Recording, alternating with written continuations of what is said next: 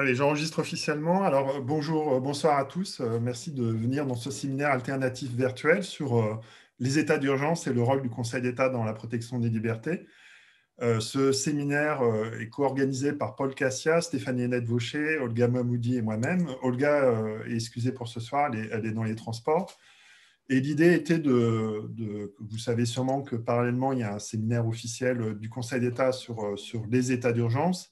Et on est un certain nombre d'universitaires à avoir travaillé depuis au moins 2015, voire même avant, sur les différents états d'urgence, l'état d'urgence sécuritaire de la loi de 55, mais aussi désormais les états d'urgence sanitaire, puisqu'on a une succession d'états d'urgence cette année, une valse d'états d'urgence, a-t-on dit avec Stéphanie. Et donc, on a voulu valoriser la doctrine universitaire qui a écrit sur ces questions-là, qui a publié un certain nombre de livres sur la question, organisé des séminaires ou des conférences ou des colloques sur la question. Aussi avoir une doctrine jeune, une doctrine féminine, pas simplement des hommes, anciens premiers ministres ou anciens procureurs de la République, afin de discuter sur le rôle du Conseil d'État comme coproducteur de l'état d'urgence et voir si effectivement il était soit un contre-pouvoir ou un protecteur des libertés, comme il le dit assez souvent. Donc voilà, on va donner la parole. L'idée est de faire quelque chose d'assez interactif. Donc on a des intervenants, des organisateurs du séminaire, les organisatrices du séminaire. On a invité un certain nombre de personnes. Toutes ne sont pas encore arrivées d'ailleurs, puisque beaucoup de collègues sont en cours actuellement. Et on va essayer de donner la parole brièvement à chacun pour poser un peu les bases. Et puis, avec l'idée que d'ici 19 heures, on échange un maximum. Et puis, comme vient de le dire Stéphanie Hennette, le président de la République, ayant été au courant de notre séminaire, a décidé de faire une conférence de presse et un match de foot dans la même soirée pour nous concurrencer. Mais on voit que tout le monde arrive. Je vais d'abord donner la parole à Stéphanie Hennette. Il y a deux Stéphanie. Stéphanie Hennette-Vaucher, qui va nous montrer en quoi le Conseil d'État, à travers ses avis notamment, a coproduit l'état d'urgence et continue à coproduire les différents états d'urgence. Stéphanie. Merci Serge, bonjour à tous et à toutes. Et voilà, moi aussi je veux remercier tout le monde d'être là. Je vais juste compléter ce que vient de dire Serge pour remercier aussi l'ensemble des chercheurs du CREDOF à qui, bien sûr, on a présenté le projet de séminaire et qui était unanime, je crois, pour que le séminaire soit officiellement, si je puis dire, parrainé par le Centre de recherche et d'études sur les droits fondamentaux de l'Université Paris-Nanterre. Alors, effectivement, comme l'a dit Serge, je vais parler quelques minutes et ce que je voulais dire, c'était que beaucoup d'attention a été portée, et à juste titre, bien sûr, sur le rôle de premier plan que le Conseil d'État a été amené à jouer dans le contrôle juridictionnel des mesures prises sur le fondement des différents états d'urgence. Et moi, je voudrais, pour ma part, centrer mon propos sur le rôle du Conseil d'État en amont du contrôle juridictionnel. Je voudrais en effet attirer l'attention sur ce que permet de voir l'étude des avis que rend le Conseil d'État lorsque, au terme de l'article 39 de la Constitution, il se prononce sur des projets de loi de prorogation ou de création d'un état d'urgence. Et il me semble que regarder ces avis, ça permet de mettre en lumière la part active que prend le Conseil d'État dans la fabrique des états d'urgence, de le voir en quelque sorte, Serge employait le terme tout à l'heure, comme un coproducteur des états d'urgence. Et je pense qu'une telle perspective mérite en elle-même qu'on s'y attarde. C'est quand même assez intéressant de penser le Conseil d'État comme un coproducteur des états d'urgence. Je pense que ça mérite aussi qu'on s'y attarde parce qu'en réalité, les analyses qu'on peut faire sur le Conseil d'État comme protecteur des libertés dans le contentieux méritent d'être éclairées ou pensées de manière dialectique avec son rôle en amont dans la fabrique des états d'urgence. Alors, en réalité, moi, j'avais commencé à regarder cet aspect-là des choses lorsqu'on a travaillé avec Serge Slama et d'autres sur l'état d'urgence 2015-2017. Et ce qui était vraiment frappant quand on regardait les avis sur les 6 lois de prorogation de l'état d'urgence 2015-2017, c'est qu'en réalité, le Conseil d'État n'avait jamais trouvé grand-chose à redire à ces textes. Et il me semble qu'on peut dire à peu près la même chose sur l'état d'urgence sanitaire. Alors, si on y regarde de plus près, je vais donner comme ça un peu des petites vignettes, des petites pastilles. En novembre 2015, dans son premier avis sur ce qui va devenir la loi du 20 novembre 2015 qui proroge et modifie la loi du 3 avril 1955, le Conseil d'État d'emblée n'exprime aucune réserve de principe sur l'état d'urgence, pas plus qu'il n'exprime de réserve sur les modalités envisagées. Alors par exemple, à l'époque, le projet de loi envisage une prorogation d'emblée de 3 mois et le Conseil d'État dit que cette durée sollicitée lui paraît justifiée. Dans ses avis ultérieurs, il va à chaque fois exprimer l'avis que les conditions d'application prorogées de l'état d'urgence sont réunies, alors soit du fait de la persistance de la menace terroriste, soit du fait de l'Euro 2016, soit du fait de la tenue des élections présidentielles et législatives. Donc il y a toujours un élément, mais il n'y a pas vraiment d'argumentation, c'est juste une affirmation selon laquelle les conditions sont réunies. Et je ferai juste une parenthèse pour dire que, par exemple, sur le fait qu'il faut maintenir l'état d'urgence parce qu'il y a les élections présidentielles et législatives, on aurait pu sans difficulté avoir le raisonnement exactement inverse et considérer qu'il est très problématique d'avoir des consultations démocratiques majeures en situation d'état d'urgence. Alors, sur le principe, donc, on n'a pas beaucoup de discussions et on retrouve la même chose plus récemment, puisque quand on regarde l'avis qu'il a rendu le 9 juin sur ce qui va devenir la loi qui organise la sortie de l'état d'urgence sanitaire, c'est très intéressant parce que le Conseil d'État nous dit on est dans un contexte de nette amélioration. Il y a beaucoup de sons, donc je ne sais pas s'il y a des gens qui peuvent fermer leur micro. Donc le Conseil d'État nous dit dans cet avis qu'on est dans un contexte de nette amélioration de la situation sanitaire. Il dit que c'est un état intermédiaire qui est proposé et il dit, je cite, cet état intermédiaire permet pendant une période limitée et à titre transitoire de conserver certains des instruments réglementaires que le gouvernement estime adaptés aux éventuels risques sanitaires à venir, tout en actant la fin de l'état d'urgence au 10 juillet. Et pour lui, tous ces éléments, je cite encore, font que cet état transitoire apparaît mieux proportionné que ne le serait une nouvelle prorogation de l'état d'urgence pour quelques mois. Alors là, ça me semble très intéressant parce qu'on voit que l'avis, il est tout entier construit autour d'une analyse comparée des bénéfices et des inconvénients de l'alternative état d'urgence sanitaire, régime transitoire. Et la branche de l'alternative qui n'existe pas, qui n'est jamais envisagée, c'est la sortie de l'état d'urgence sanitaire. Alors même qu'il insiste sur le fait qu'à ce moment-là, on est dans une situation de nette amélioration de la situation sanitaire, etc. Bon, on voit donc qu'il n'y a pas beaucoup de discussions sur le principe ou les modalités de l'état d'urgence. En fait, l'expression la plus robuste d'une réserve du Conseil d'État, comme conseil du gouvernement au fil des 2 années de l'état d'urgence terroriste, ça va être quand le Conseil d'État, à partir du 2e avis, va se mettre à répéter de manière systématique dans tous ses avis que l'état d'urgence ne doit pas devenir permanent. Il n'a pas vocation à durer indéfiniment. Il doit demeurer temporaire. Donc voilà, du 2e au 6e avis sur les prorogations de l'état d'urgence terroriste, on a la répétition de cette formule un peu incantatoire. Mais ça, c'est vraiment le degré maximum de l'opposition, en tout cas dans ce qui se donne à voir par les avis du Conseil d'État. Sur le détail des mesures, il y a en général rien ou presque. Alors, on a des répétitions, là encore, incantatoires, pas très argumentées sur le fait que les mesures doivent être proportionnées ou adaptées, proportionnées et nécessaires. Mais en réalité, quand on regarde le détail, les dispositifs qui sont prévus par le gouvernement dans les différents projets de loi terreau et sanitaires, ils ressortent généralement intacts du premier regard posé par le Conseil d'État. Alors là encore, je vais donner 2 exemples. 2015-2017, si vous vous souvenez, avait été mis en place une nouvelle compétence du juge administratif en référé pour autoriser l'exploitation des données informatiques saisies lors des perquisitions administratives. Et le Conseil d'État, dans son avis du 18 juillet 2016, nous dit, je cite, « Ce dispositif apporte conjointement les garanties légales propres à assurer une conciliation équilibrée entre l'objectif de valeur constitutionnelle de sauvegarde de l'ordre public et le droit au respect de la vie privée. » Et puis, il y a une autre formule d'intervention en référé du Conseil d'État qui va être prévue dans une autre prorogation. Or, on sait que l'une d'entre elles, en tout cas, va plus tard être censurée par le Conseil constitutionnel, qui va estimer que le Conseil d'État ne peut pas intervenir à toutes les étapes de la procédure. Et donc, voilà, cette affirmation, ça avait échappé au Conseil d'État dans sa fonction de l'article 39.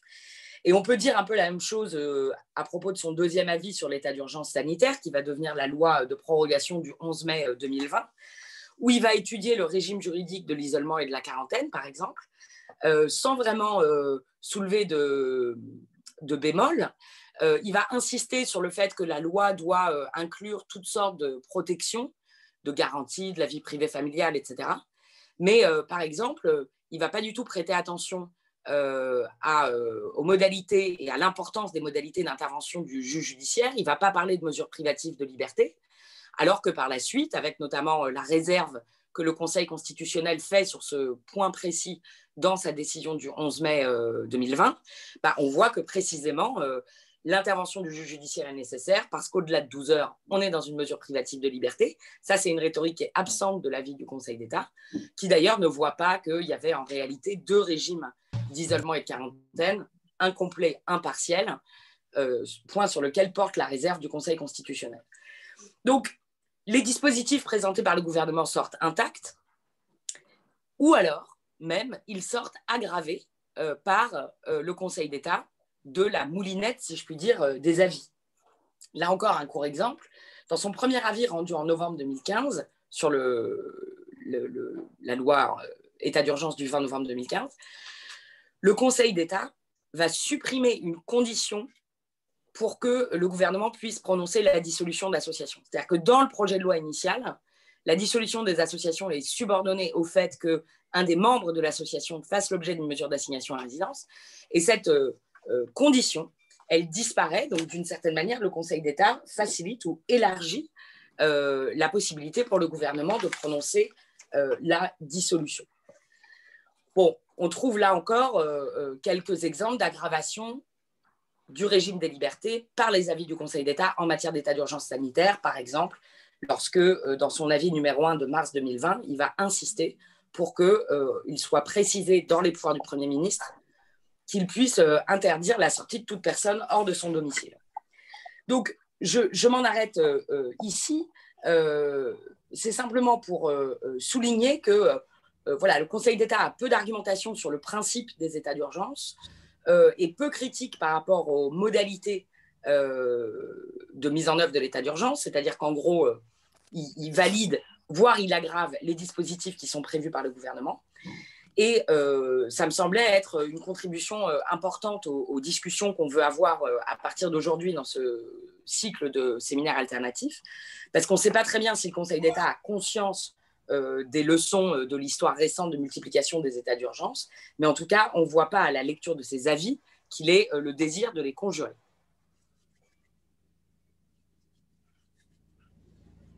Je rallume mon micro. Il faut vraiment que tout le monde désactive son micro, à part la personne qui parle. Vous avez peut-être vu que l'actualité vient de nous rattraper, puisque c'est Nicolas Hervieux qui me l'a signalé. D'après BFM TV, ils vont reproclamer l'état d'urgence sanitaire. Donc, on en reparlera sûrement, mais on était à un certain moment à penser que pour pouvoir faire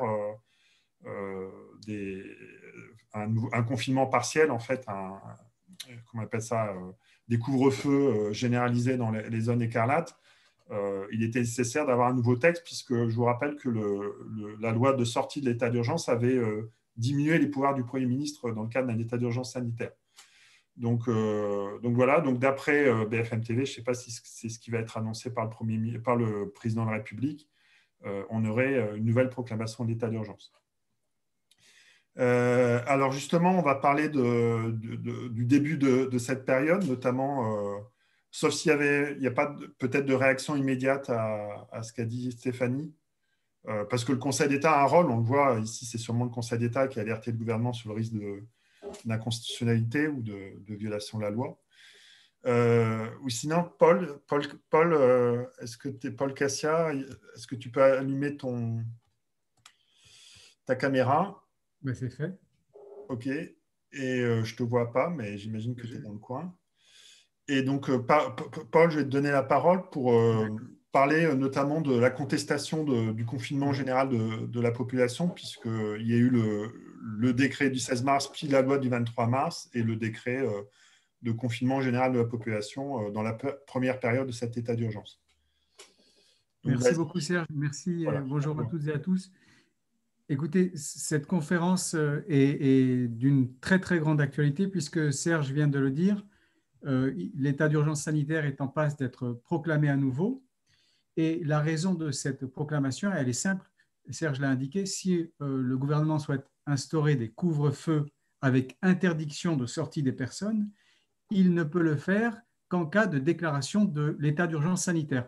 Ça a été explicitement indiqué par le Conseil constitutionnel dans la décision que Stéphanie a évoquée il y a un instant, celle du 9 juillet 2020, où le Conseil constitutionnel a jugé que l'interdiction de circulation des personnes ne peut conduire à leur interdire de sortir de leur domicile ou de ses alentours en dehors de l'état d'urgence sanitaire. Donc, pour nous interdire de sortir de nos domiciles ou de nous rendre ailleurs qu'aux alentours de nos domiciles, il faut absolument que l'état d'urgence sanitaire soit institué. Et cet état d'urgence sanitaire, lorsqu'il est décrété, enclenche automatiquement la mise en œuvre d'une disposition qui figure depuis, Serge l'a rappelé, la loi du 23 mars 2020 à l'article L31-31-15 du Code de la santé publique.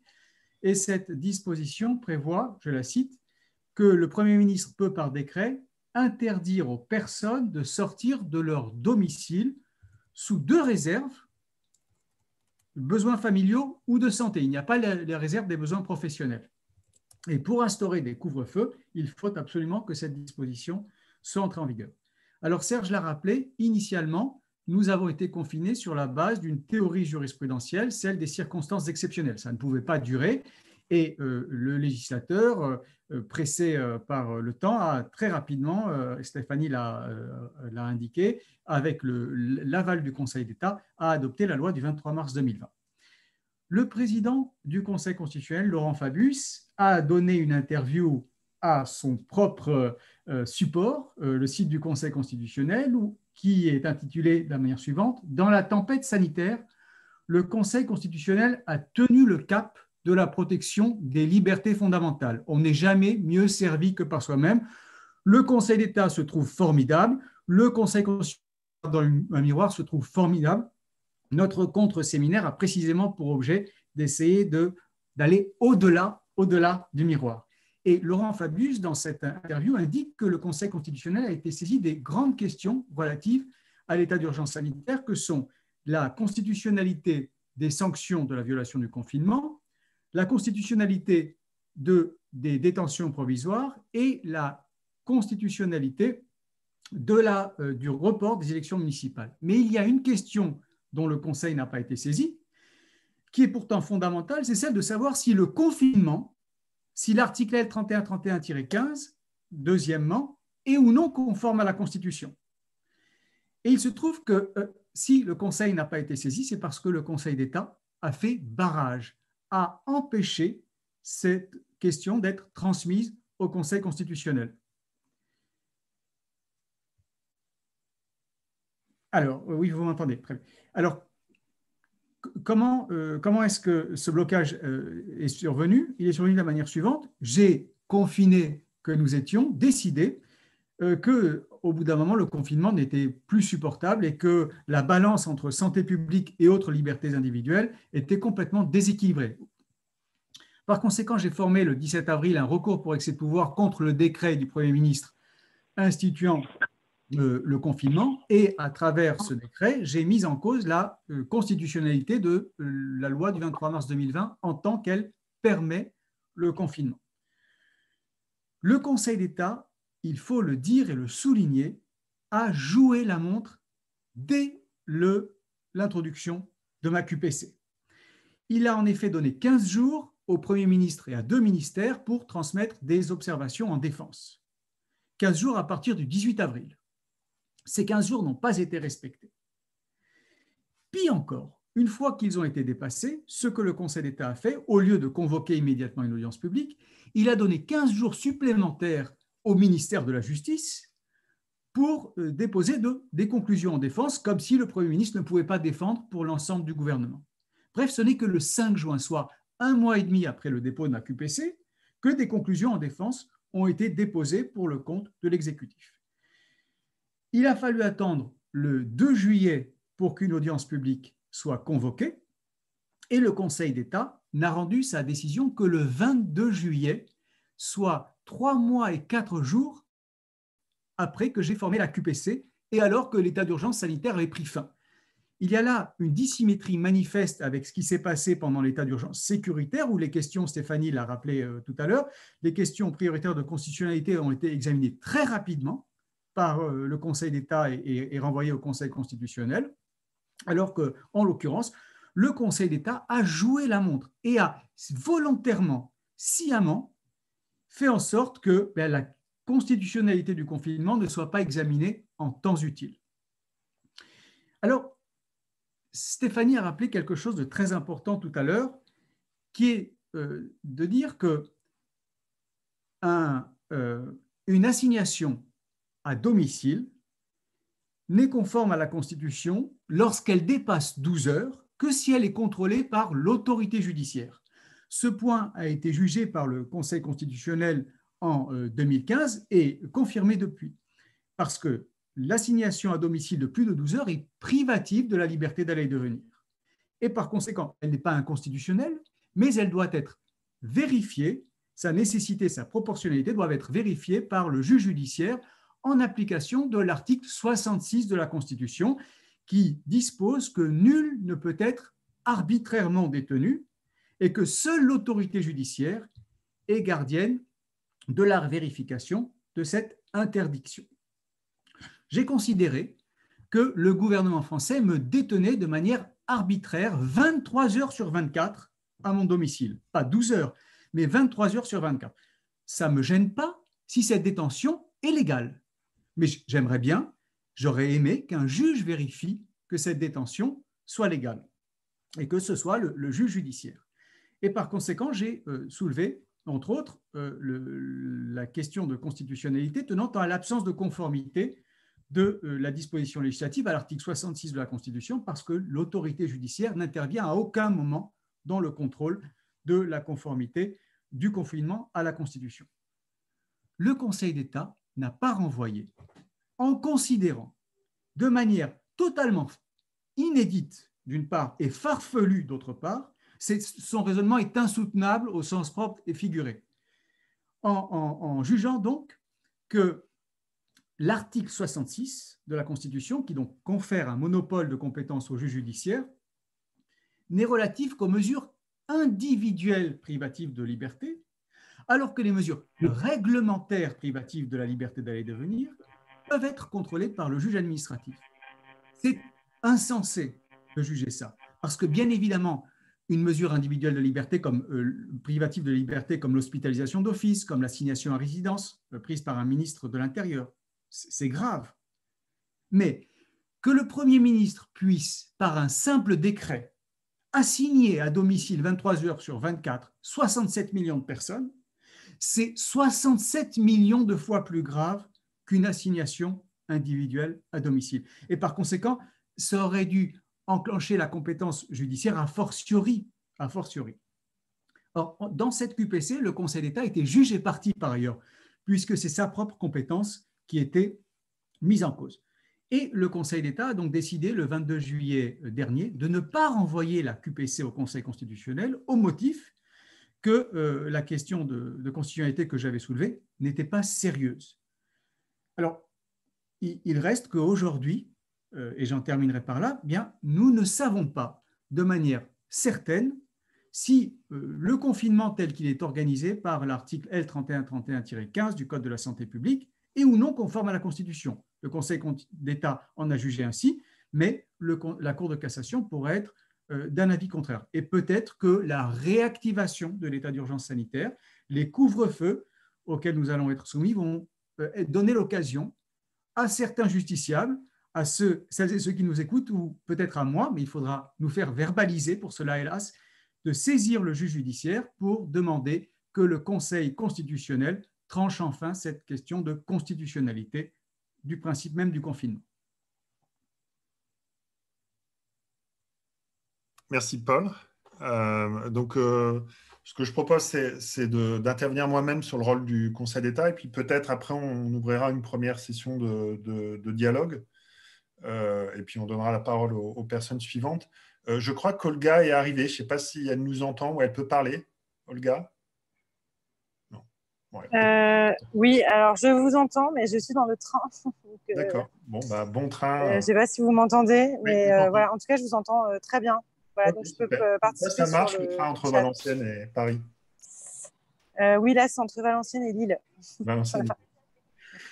Alors, bienvenue. Alors, je vais me donner la parole. Alors, donc, l'idée, c'est de montrer en quoi le Conseil d'État a pu être protecteur ou non des libertés.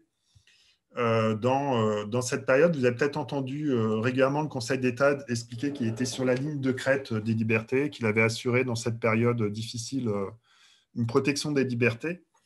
Et je suis moins convaincu, j'ai jamais été totalement convaincu, notamment dans la période de confinement, que le Conseil d'État s'était avéré avait été sur cette ligne de crête entre la sécurité sanitaire et la protection des libertés. En est la preuve des mesures récentes. Le Conseil d'État a été très sollicité. J'ai été rechercher les statistiques pour voir le nombre de référés, et c'est des centaines de référés que le Conseil d'État a eu à juger. Il y a eu un certain nombre de suspensions à la fin de la période de confinement. Au début de la période de déconfinement, on a effectivement une série d'ordonnances assez favorables du Conseil d'État sur les réunions, sur les drones, sur les messes, sur d'autres éléments, sur le championnat de foot et autres. Mais on peut constater que dans les périodes où il y a eu des mesures assez restrictives de liberté, Paul vient d'en parler pour le confinement général de la population, le Conseil d'État n'a pas été extrêmement protecteur des libertés, voire pas du tout, puisqu'il a rejeté l'ensemble des requêtes dans cette période. Donc on peut se poser la question si finalement le contrôle du Conseil d'État n'est pas indexé à la courbe épidémique. En quelque sorte, plus il y a de courbes épidémiques et plus il y a de restrictions de liberté, et moins le Conseil d'État protégerait nos libertés. Alors, j'en prends pour exemple une actualité toute fraîche. Vous avez peut-être vu qu'il y a eu un recours de Conseil d'État sur la maison d'arrêt de Seize, je ne sais pas si on dit comme ça, juste après la décision du Conseil d'État qui rejetait la demande de distribuer des masques à l'ensemble des détenus de cette prison, eh bien, il a été découvert un cluster dans cette prison, et donc de soumettre à un test l'ensemble des personnels et des détenus de cette prison. Donc il y a un dépistage massif, alors même que quelques jours avant, le 8 octobre, le Conseil d'État, en référé liberté, avait estimé qu'il n'était pas nécessaire de distribuer les masques à l'ensemble des détenus, simplement distribuer à certains quand il y a des contacts avec l'extérieur, mais pas de manière générale.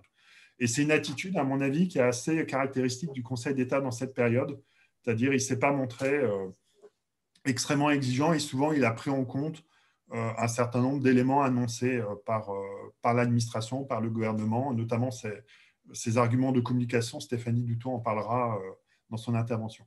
Alors, j'ai regardé les dernières statistiques du Conseil d'État.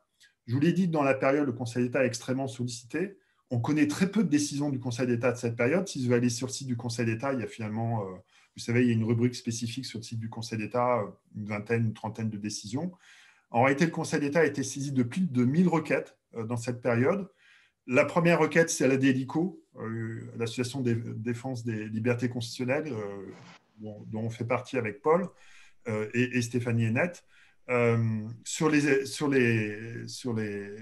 maisons, les maisons de retraite, les EHPAD, pardon. Donc, le 10 mars, et la dernière décision recensée dans le tableau que j'ai, c'est le 28 septembre 2020, Conseil national du logiciel libre. Il y a beaucoup de séries, donc évidemment, il faudrait neutraliser les séries sur les messes, les discothèques, la chloroquine, les masques, le championnat de France ou d'autres requêtes en série. Mais tout de même, on est à 1023 requêtes. Évidemment, tout n'a pas été traité par le Conseil d'État au jour d'aujourd'hui.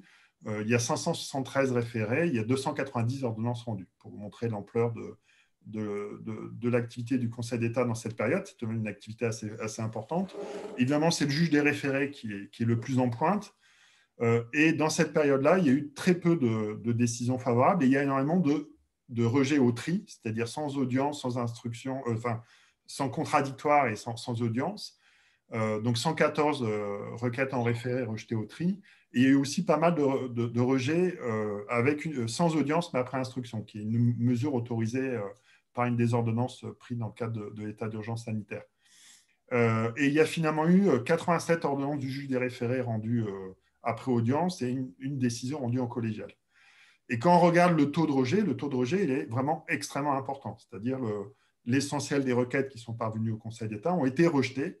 Et je vais le démontrer, y compris des choses assez importantes. On a parlé du confinement général de la population, on parlait de la rétention des étrangers, de la distribution des masques en prison ou de la détention provisoire qui a été renouvelée sans juge. Dans tous ces cas-là, il y a eu des rejets du Conseil d'État, parfois de plusieurs référés au tri. Donc, pour vous dire l'importance de l'activité du Conseil d'État dans cette période, et aussi le fait que l'attitude essentielle du Conseil d'État, en tout cas pendant le confinement, c'est le rejet systématique des requêtes. Donc, aujourd'hui, le taux de rejet de l'ensemble depuis le 10 mars, c'est que vous voyez, il y a 219 rejets, 29 satisfactions partielles, sachant que là, il y a des séries, je l'ai dit, sur les messes, par exemple. 4 satisfactions totales des demandes du requérant. Et même dans les décisions de satisfaction partielle ou de satisfaction totale, vous avez souvent des mesures qui en fait durcissent. On connaît pour jeunes médecins, par exemple, qui est une des premières ordonnances particulièrement médiatisée, ou la décision Ville de Sceaux contre Ligue des droits de l'homme sur les masques à Sceaux, enfin, sur le fait qu'à l'époque, le Conseil d'État ne voulait pas d'obligation de port de masque. Et bien dans ces affaires-là, en fait, le Conseil d'État aggrave plutôt le contexte, protège l'État, puisque Ville de Sceaux, c'est dire que le maire ne peut pas intervenir si ces mesures ne sont pas en cohérence avec la politique étatique. Et pareil, plus récemment, les décisions sur Lyon, sur Strasbourg, sur cette fois-ci l'obligation de port de masque, le Conseil d'État reconnaît que le préfet peut prendre un arrêté extrêmement large. Il y a un arrêté extrêmement large d'obligation de port du masque sur l'ensemble de la métropole de Lyon et de Villeurbanne, là aussi pour assurer la cohérence et la lisibilité de la mesure. Donc on peut restreindre les libertés sur la cohérence et la lisibilité, ce qui est assez peu classique en la matière de prendre en compte ces critères-là. Et donc, si on met à part peut-être une période très spécifique, qui était cette période du début du déconfinement, dans lequel il y a une série d'ordonnances assez favorables. Alors sur les drones, sachant que c'est discuté, par exemple, Paul Cassia estime que c'est demain les drones. En fait, c'est une forme de légalisation de l'utilisation des drones, mais en même temps, c'est tout de même une reconnaissance que c'est des données à caractère personnel et qu'il n'y avait pas les autorisations nécessaires pour l'utilisation des drones. Sur les messes, où il n'y avait pas de régime spécifique sur les messes qui permettait de reprendre le culte, ou sur les réunions, il y a eu 2 décisions sur les réunions, notamment le régime d'autorisation préalable pour pouvoir tenir des réunions, des manifestations, ou sur les jauges des manifestations qui a été restreinte de manière assez importante. Le Conseil d'État, dans cette période-là, a tout de même rendu des ordonnances assez favorables, mais il a aussi rendu plusieurs ordonnances. Je n'ai pas le temps, je vais devoir m'arrêter, mais on pense vraiment aux ordonnances sur recours du syndicat de la magistrature, du syndicat des avocats de France, du Conseil national des barreaux, sur l'ordonnance sur la procédure pénale qui prévoyait le renouvellement automatique des détentions provisoires sans intervention d'un juge. Il était absolument clair que l'ordonnance violait l'article 5 de la Convention européenne des droits de l'homme et violait la Constitution. D'ailleurs, ça a été reconnu parallèlement par la Cour de cassation. Et le Conseil d'État a non seulement rejeté au tri ces requêtes, des requêtes en référé liberté, en référé suspension, n'a pas transmis la question prioritaire de consularité, alors même que la même QPC a été transmise par la Cour de cassation. Et donc, on pourrait multiplier les exemples, la rétention administrative des étrangers, l'absence de distribution des masques aux personnes détenues, ou d'autres mesures de ce type, où très clairement, le Conseil d'État, dans cette période-là, ne s'est pas montré protecteur des libertés et a fait prévaloir des considérations de sécurité sanitaire, a beaucoup pris en compte les annonces du gouvernement. C'est un élément très marquant de cette période-là. Ça a été analysé par Olga, notamment Olga Mahmoudi ou Paul Cassia, sur l'idée que souvent le gouvernement s'engageait à faire quelque chose dans l'avenir, et donc il n'y avait pas d'atteinte aux libertés parce que le gouvernement a dit qu'il avait développé un programme de test, un programme de distribution de masques, ou qu'il allait agir dans l'avenir dans un sens ou dans un autre, et donc ça suffisait à respecter les libertés. Donc voilà les caractéristiques de ces ordonnances du Conseil d'État, et donc c'est pour ça que assez souvent, moi j'ai rejeté l'idée que le Conseil d'État était sur la ligne de crête de la protection des libertés. Vous savez peut-être qu'il y a eu beaucoup de communication, notamment du vice-président du Conseil d'État en ce sens. On en reparlera avec Stéphanie Doutot.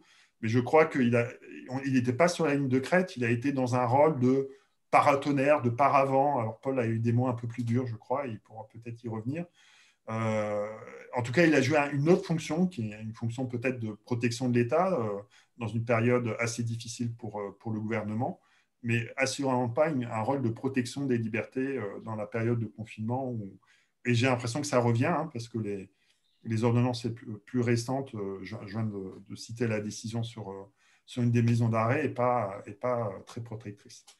Voilà, peut-être que dans ce premier temps, on peut déjà donner la parole s'il y a des questions. Je vois que Jean-Baptiste Perrier est arrivé, il va pouvoir prendre la parole bientôt. Est-ce qu'il y a des questions déjà? Est-ce que des personnes veulent intervenir? Ou est-ce qu'on continue les interventions des intervenants principaux? Peut-être qu'il y a une réaction de Paul ou de Stéphanie ou d'autres intervenants sur ce qui vient d'être dit. Non. Je vois que Jean-Baptiste Perrier est là. Alors, on a deux. Jean-Baptiste, tu nous entends?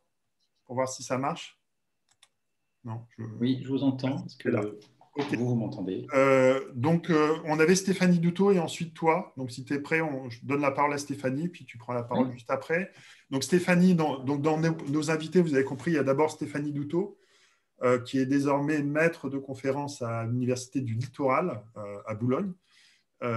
C'est une nordiste maintenant, même si on l'a connue à Grenoble ou ailleurs, ou à Pau. Et ensuite, Jean-Baptiste, tu auras la parole sur la comparaison des jurisprudences du Conseil d'État, justement, et de la Cour de cassation sur les aspects répressifs, on va dire, de l'état d'urgence. Alors d'abord, Stéphanie, puisque je viens d'en parler, c'est des éléments de communication du Conseil d'État. Donc, il faudra allumer ton micro. Tout à fait, c'est fait. Vous m'entendez? Oui, on t'entend. Merci de participer. Et donc, pareil, tu as quelques minutes, 10 minutes pour alors, notamment, tu avais publié un papier oui. Juste politique. Oui. Et tu organises un colloque avec Fanny Grabias. Aussi. Exactement, sur le juge administratif face à la critique. Et je sais que certaines des personnes qui sont présentes ici ce soir seront là, en principe, le 6 novembre, à nos côtés, à Fanny Grabias et moi, pour intervenir à ce colloque. Alors, je me livre à un exercice un peu délicat parce que, en fait, l'analyse que je vous propose, la lecture que je vous propose est la suivante. Qu'est-ce que la communication du Conseil d'État sur les décisions rendues sous l'état d'urgence sanitaire nous apprend en termes de positionnement, s'agissant de la question de savoir si le Conseil d'État est plutôt coproducteur ou plutôt contre-pouvoir? Quelques éléments de contexte d'abord, je crois, pour répondre à ces questions. L'état d'urgence sanitaire a été un moment tout à fait déterminant et spectaculaire vis-à-vis de la communication. La communication des décisions du Conseil d'État existe, alors elle l'emprunte d'ailleurs sur plusieurs supports, mais sous l'état d'urgence sanitaire, elle s'est renouvelée, elle a considérablement augmenté en termes de volume, et surtout, elle a utilisé de nouveaux vecteurs. C'est le cas s'agissant d'abord de la communication qu'on pourrait qualifier d'ordinaire, celle qui a lieu sur le site Internet du Conseil d'État et sur son compte Twitter, par exemple.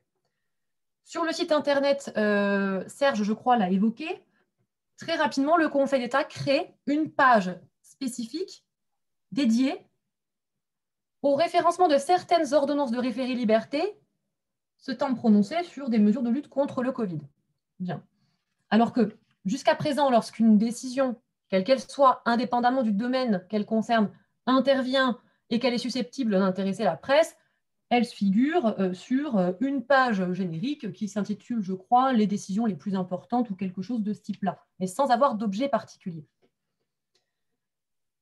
D'autres espaces dans le site, notamment des rubriques d'actualité, ont été consacrés aux décisions rendues sous l'état d'urgence sanitaire par le Conseil d'État.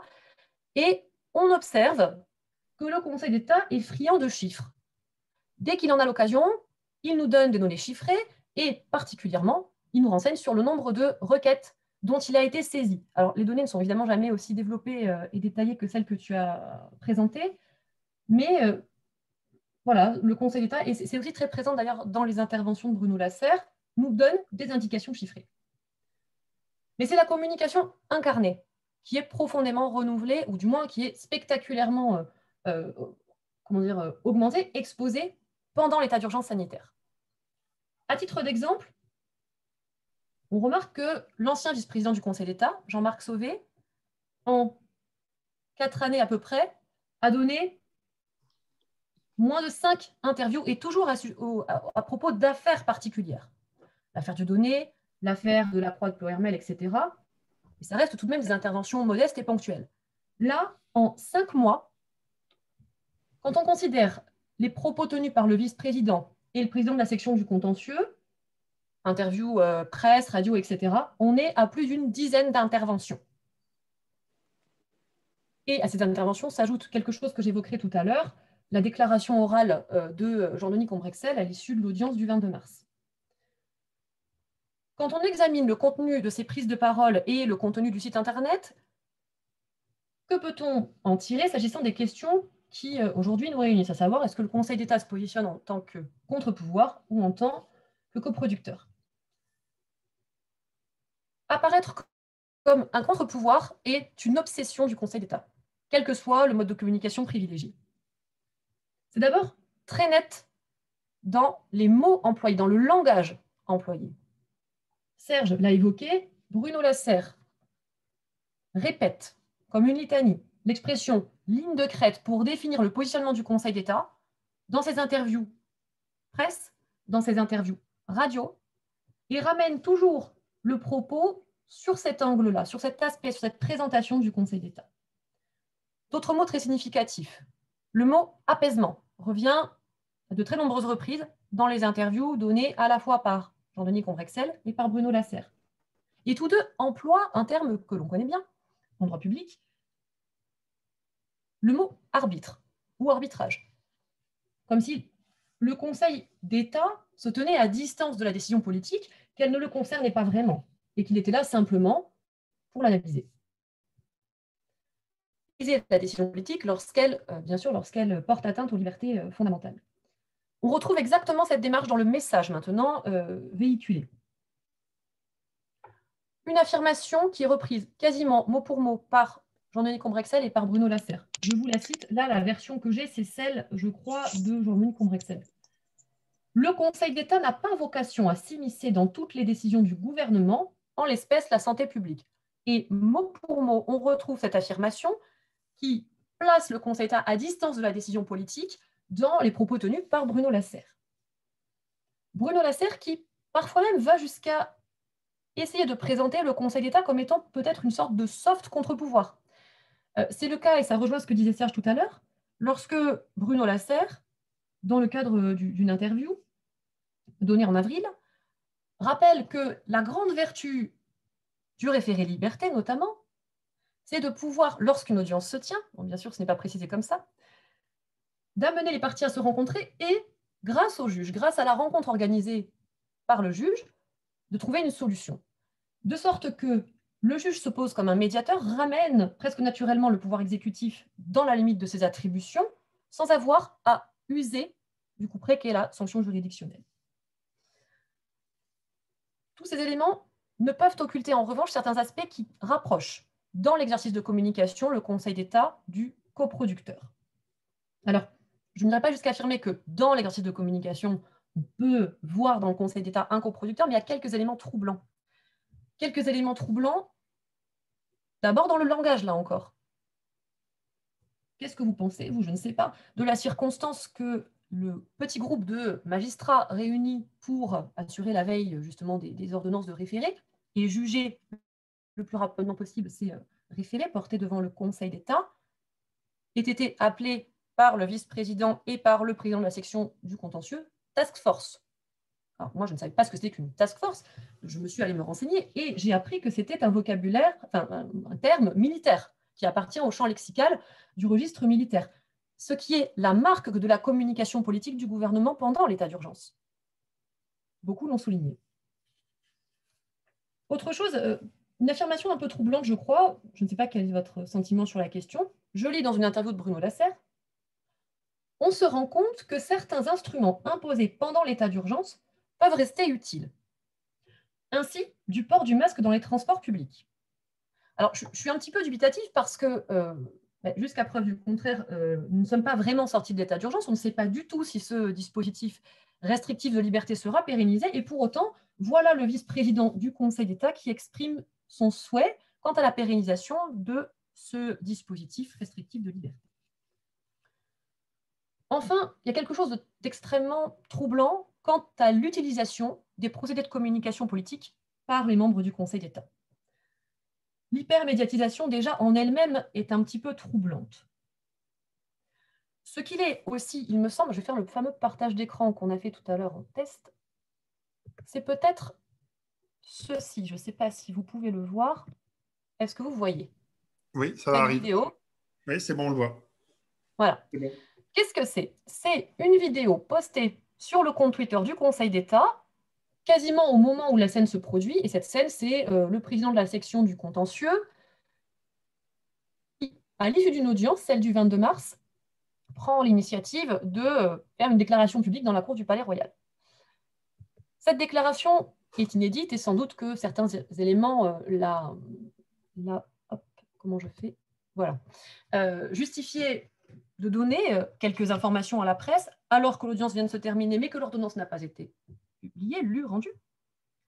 En tout cas, je ne sais pas vous, mais moi, ça me rappelle quand même au moins, alors sur la mise en scène, que je sois bien comprise, moi, la mise en scène à laquelle se livre Jean-Denis Combrexel, plus la mise en scène des services de communication qui utilisent le compte Twitter à ce moment-là et qui relaient largement cette vidéo.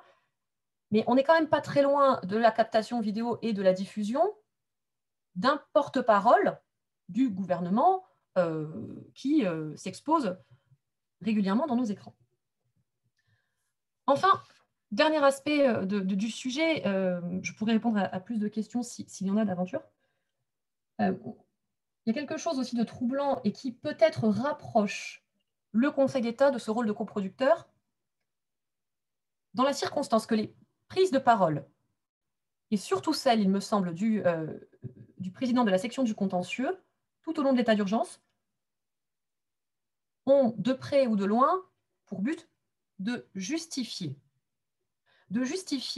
les décisions prises par le Conseil d'État. Alors, elles ne sont jamais citées précisément, mais il me semble que la posture de la justification des décisions prises est très présente. Et en fait, il me semble que, de ce point de vue, le rôle qu'adopte à ce moment-là le Conseil d'État n'est pas très éloigné du rôle du responsable politique qui devrait rendre des comptes, qui devrait assumer son rôle de responsable politique. Alors, peut-être une ultime, dernière provocation sur le sujet. Observons tout de même qu'en termes de communication, se tient en ce moment au Conseil d'État un colloque dont l'intitulé est « L'état d'urgence, pourquoi faire ?» Est-ce que c'est vraiment au Conseil d'État de répondre à cette question, de présenter cette question-là? N'est-il pas, ce faisant, en train de se faire porte-parole du gouvernement? Merci Stéphanie. Vous m'entendez? Ça marche? Oui. Merci beaucoup. Alors, Jean-Baptiste, je viens de le voir partir, donc je ne sais pas si... hop, il revient. Donc, Jean-Baptiste Perrier, professeur à l'université d'Aix-Marseille. Donc, tu as rallumé ton micro, c'est bon. Et donc, je t'épingle. Vas-y, alors. Voilà. Donc, tu as la parole. Sur le rôle comparé cette fois-ci, donc tu es privatiste, pénaliste même, je crois, on peut le dire, sur le rôle comparé du Conseil d'État et de la Cour de cassation sur les aspects répressifs de l'état d'urgence. Oui, merci Serge. Je suis désolé, je suis arrivé un peu en cours de route, mais j'ai un cours qui terminait à 18h en visio également. Et j'ai simplement eu le temps d'entendre Serge faire un petit teasing sur ces questions que je vais évoquer avec vous et sur les décisions qui ont pu être rendues par le Conseil d'État et sur lesquelles ensuite, sur les sujets en tout cas sur lesquels la Cour de cassation, et la Chambre criminelle en particulier, a été amenée à se prononcer en rendant, et je vais le dire tout de suite, des décisions plus audacieuses, en tout cas plus intéressantes, que ce qu'a pu faire le Conseil d'État. Je ne sais pas si on en arrive à la conclusion que le Conseil d'État coproduit l'état d'urgence, mais en le laissant se développer sans prévoir des garde-fous suffisants, des garde-fous qui semblent être imposés puisque la Cour de cassation, elle, les exige, en application parfois de dispositions conventionnelles qui s'appliquent tant devant le juge administratif que devant le juge judiciaire. On voit quand même qu'il a, à défaut d'un rôle productif, un rôle permissif. Alors, 3 exemples qui correspondent à 2 états d'urgence, mais sur les questions que j'entendais déjà être évoquées. D'abord, le premier exemple, enfin, les 2 premiers exemples concernent l'état d'urgence sanitaire et les 2 mesures sur lesquelles la Cour de cassation a été amenée à se prononcer, à savoir les assignations résidence et les perquisitions administratives. On sait que, ça a d'ailleurs été l'objet d'un vif débat entre le quai de l'Horloge et le Palais Royal, de savoir de qui relève ce contrôle. Est-ce que le juge administratif est-il compétent ou non pour apprécier et se prononcer sur des mesures qui portent atteinte à la liberté individuelle, avec toutes les décisions qui ont été rendues par le Conseil constitutionnel qui ont conféré au Conseil d'État, si je puis dire, le contrôle des assignations en résidence parce qu'elles n'excédaient pas 12 heures sur 24 heures. Et donc, on a considéré par ce biais que le juge administratif pouvait contrôler ces mesures qui ne relevaient pas de l'article 66 de la Constitution. Sur les assignations en résidence, la compétence du Conseil d'État était reconnue. Et puis, sur les perquisitions administratives, là, on était dans un contrôle un peu plus classique, un contrôle a posteriori devant le juge administratif de la décision du préfet qui avait ordonné cette perquisition administrative. Et on a su, moi la pratique l'a révélé, qu'il y a eu un contentieux assez important en raison de perquisitions faites soit sur la base de renseignements très minces qui se sont révélés inexacts, soit des perquisitions qui se sont faites, si vous me permettez, un peu n'importe comment, c'est-à-dire qu'on s'est trompé d'étage, on a défoncé la porte du voisin, etc., etc. C'est qui fait naître donc un contentieux. Mais par la suite, la question s'est posée quand même du contrôle de ces perquisitions. Et, sans faire l'inventaire, mais quand on prend quand même les différentes décisions rendues, le juge administratif et le Conseil d'État ont été amenés parfois à exercer un contrôle plus ou moins efficace de ces différentes mesures, tant des perquisitions que des assignations en résidence, en venant censurer des motifs assez habituels s'agissant du contentieux administratif, soit l'incompétence, soit l'insuffisance des décisions qui ont été prises. Mais ce qui a été frappant en tout cas, c'est que le juge administratif et le Conseil d'État, s'agissant des assignations à résidence en particulier, s'est contenté de la décision qui lui était déférée et des décisions dont on a su en tout cas qu'elles étaient très souvent insuffisantes ou du moins insuffisamment motivées en raison du recours à ce que l'on appelait les notes blanches.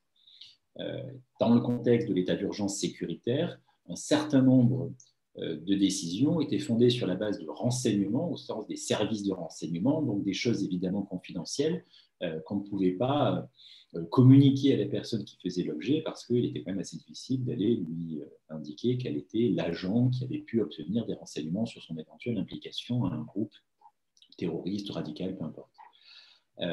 Et le Conseil d'État semble, en tout cas, du fait de l'absence d'éléments en ce sens, s'être satisfait de ces notes blanches parce que la feuille est blanche et qui n'a rien indiqué dessus. Et le contrôle est resté assez succinct et superficiel, du moins, au-delà du contentieux habituel. La Cour de cassation a eu également à se prononcer sur ces questions, puisque, à l'occasion des perquisitions administratives, eh bien, assez souvent, on a découvert des faits constitutifs d'une infraction, notamment des stupéfiants, à défaut de trouver des armes qui étaient souvent ce qui était recherché. On a toujours trouvé un peu de stupéfiants, ce qui a permis des poursuites.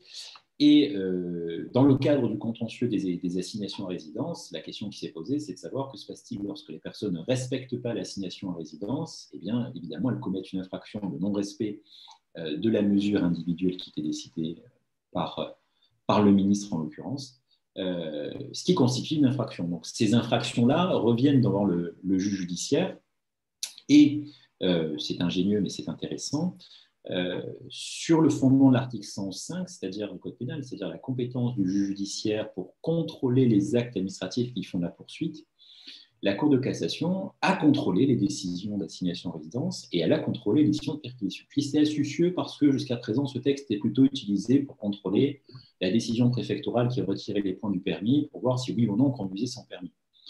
S'agissant des perquisitions administratives, on n'est pas dans un texte qui fonde la poursuite à proprement parler. Mais la Cour de cassation a eu quand même une conception assez extensive.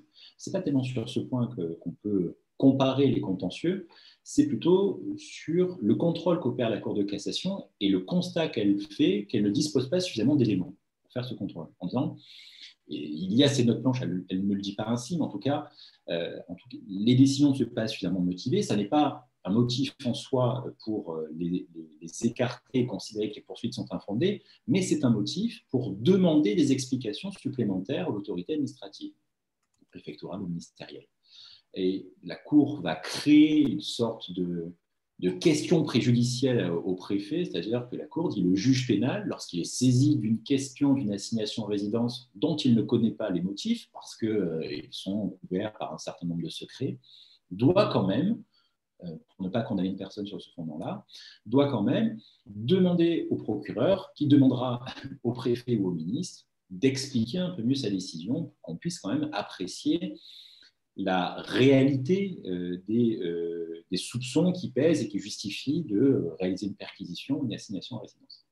Donc, en d'autres termes, ce qui est assez intéressant, c'est de voir que la Cour de cassation est venue exiger de la part de l'administration qu'elle s'explique. Qu'elle s'explique sans pouvoir peut-être l'écrire, en tout cas qu'elle s'explique, qu'elle communique au procureur les informations pour que celui-ci puisse, le cas échéant, dire cette assignation en résidence était fondée et donc le non-respect de cette assignation en résidence est bien constitutif d'une infraction. Ou à l'inverse, cette assignation en résidence ne repose sur rien, donc la décision d'assignation en résidence est illégale, donc il n'y a pas d'infraction à ne pas avoir respecté une assignation illégale. C'est la raison pour laquelle elle le fait.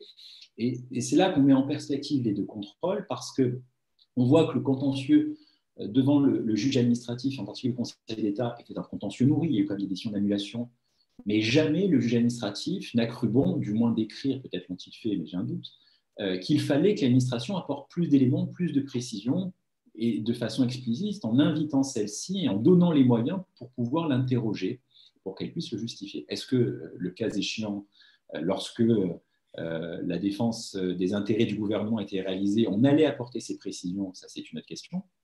Mais en tout cas, c'est assez intéressant de voir que la Cour de cassation ne s'est pas limitée simplement à un contrôle formel des décisions qui étaient présentées devant elle. Alors là, on va dire peut-être qu'on prête de mauvaises intentions au juge administratif, peut-être qu'il avait ces informations et que, puisqu'il les a plus directement que le juge judiciaire, il n'a pas eu besoin de l'écrire. Quand même, on sent la Cour de cassation. Daniel, Serge, à l'appareil. J'espère que tu vas bien. Rappelle-moi, merci. Et elle a tenu, en tout cas, à l'indiquer. Certains ont dit que, puisqu'elle avait été chassée par la porte, elle était revenue par la fenêtre, dans le cadre du contrôle du contentieux d'état d'urgence. Et je crois qu'elle a tenu à se montrer plus exigeante que le Conseil d'État. Est-ce que ça signifie pourtant que le Conseil d'État n'était pas assez exigeant?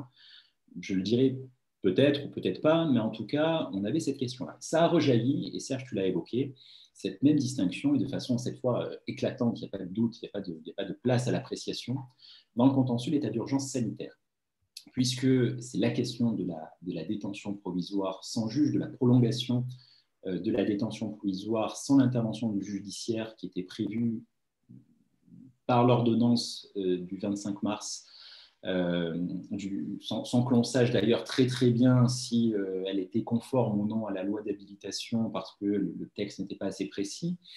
Et même l'ordonnance elle-même n'était pas assez précise. Il a fallu la circulaire du 26 mars et même un courriel de la direction des affaires criminelles et des grâces pour dire oui, on peut prononcer sans juge, même lorsque le titre de détention est encore susceptible d'être renouvelé.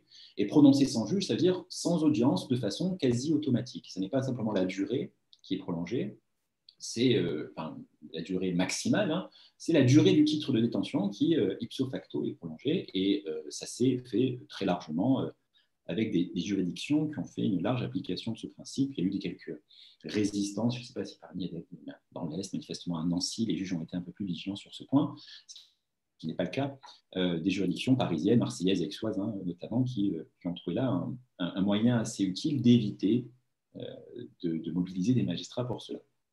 Très rapidement, l'ordonnance a été critiquée sur ce point, tu l'as évoqué Serge, devant le Conseil d'État, en soulevant un certain nombre de motifs qui semblaient assez pertinents, de dire la détention provisoire doit être contrôlée par un juge, comme toute mesure privative de liberté.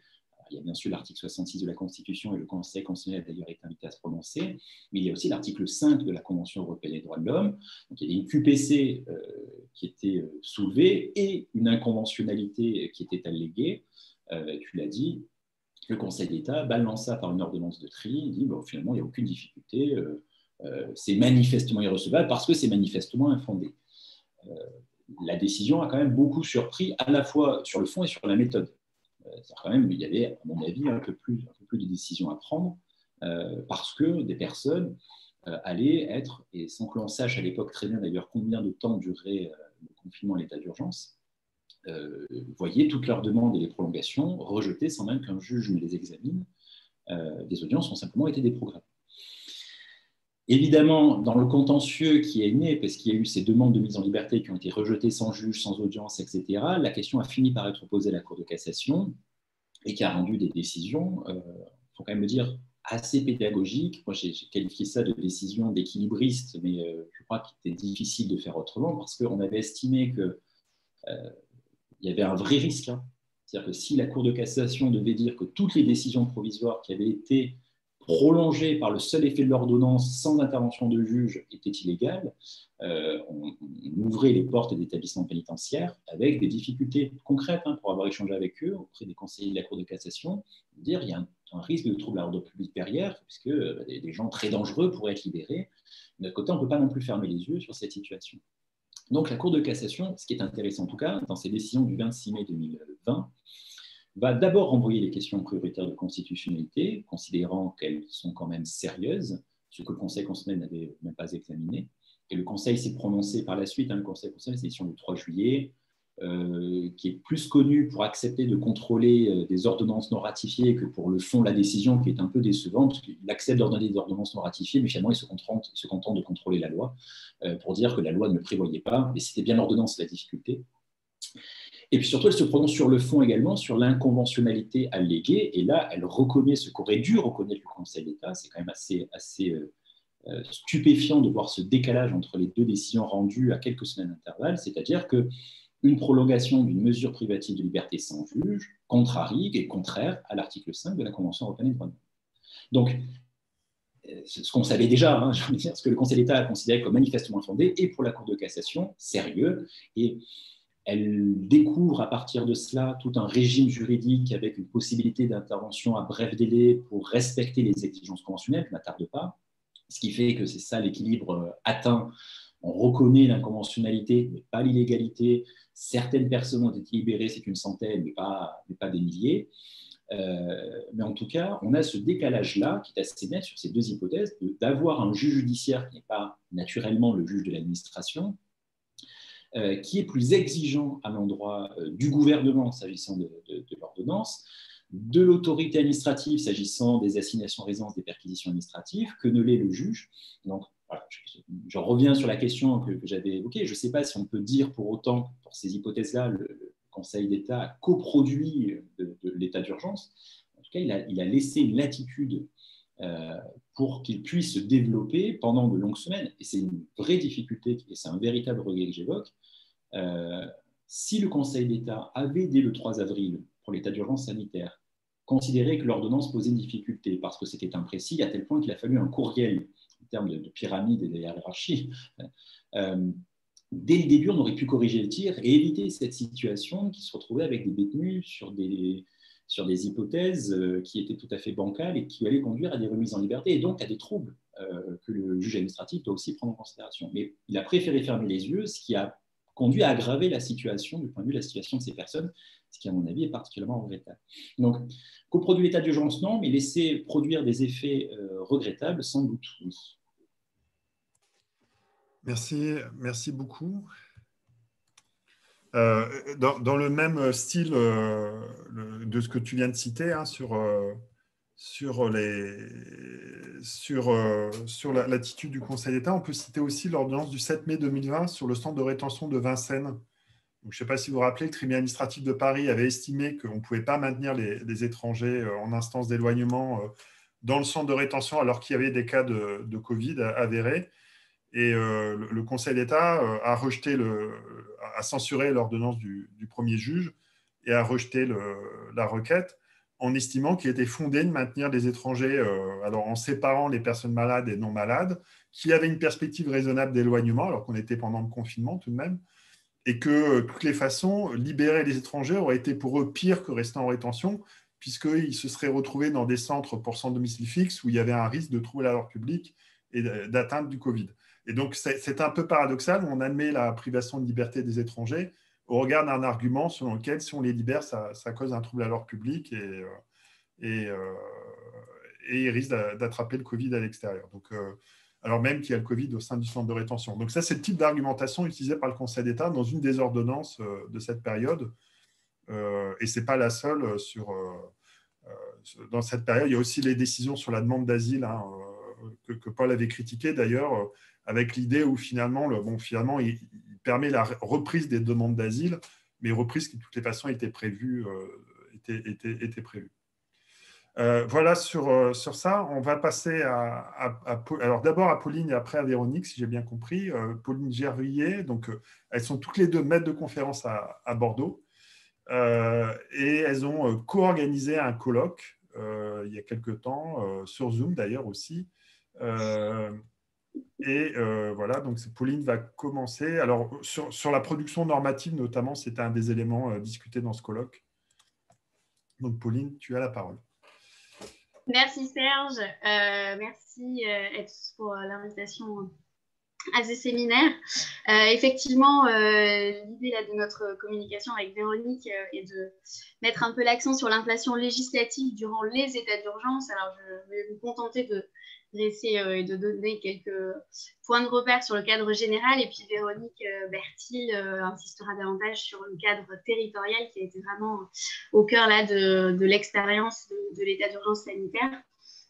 Alors, dans le cadre du cadre général, effectivement, ce qui me semble intéressant à souligner de manière symptomatique finalement sur cette inflation normative durant cette mise en œuvre de l'état d'urgence, enfin des états d'urgence, c'est vraiment cette inintelligibilité du droit qui ressort très clairement en période d'état d'urgence, avec deux phénomènes qui me semblent importants à souligner. Puis l'idée, c'était aussi de mettre en relief finalement la position du Conseil d'État, à la fois dans ses attributions contentieuses et consultatives sur cette inflation normative.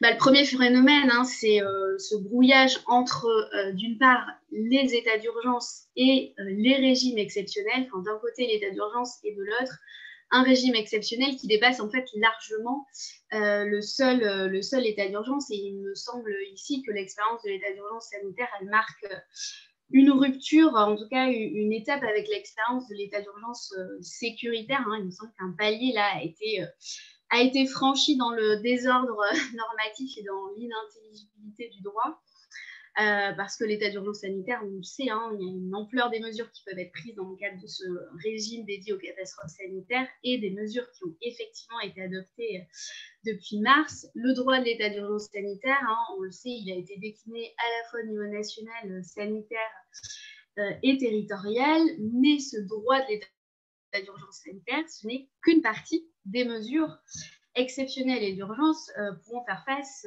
à la crise. Donc, le régime exceptionnel déployé pour faire face à la crise sanitaire, il dépasse largement le seul état d'urgence sanitaire. Et donc là, il y a quand même une rupture avec l'expérience 2015-2016 pour lutter contre le terrorisme, où à titre principal, c'était l'état d'urgence sécuritaire, même si effectivement ont été mobilisées des mesures de droit commun.